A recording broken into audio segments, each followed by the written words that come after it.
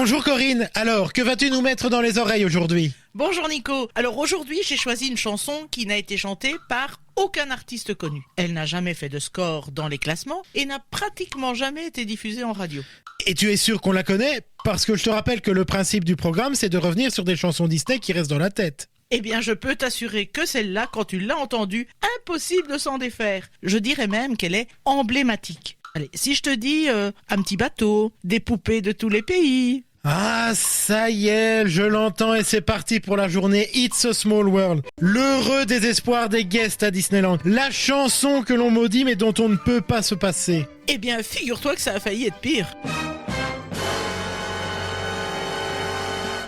Pire, non, impossible. Et pourtant... Mais pour t'expliquer tout ça, penchons-nous un instant sur l'origine de l'attraction. Nous sommes en 1964, année de la foire internationale de New York, qui a pour thème la paix à travers la compréhension. 3 grandes entreprises américaines présentent une série de pavillons. Ford, General Electric et Pepsi. Et c'est la Walt Disney Imagineering qui réalise ces pavillons qui seront reconstruits à Disneyland plus tard. Dont It's a Small World. Plus exactement, Children of the World. C'était son nom à l'origine, avant la chanson qui ensorcelle. Le pavillon, sponsorisé par Pepsi, était consacré à l'UNICEF. À bord de petits bateaux, les visiteurs traversent un monde de poupées venus des 4 coins du monde, et l'idée de Walt était de traduire la fraternité universelle sur Terre. D'où le choix de la chanson. Pas dans un premier temps. Disney avait plutôt l'idée que chaque poupée chante son hymne national dans sa propre langue, des morceaux différents, sur des rythmes différents, dans des harmonies différentes. Je te laisse imaginer le résultat. Elle devait être belle l'harmonie entre les peuples, hein. Une cacophonie. Heureusement, Walt a une solution. Il convoque immédiatement son duo de compositeurs fétiches, les frères Sherman, qui venaient d'écrire la musique légère de Mary Poppins.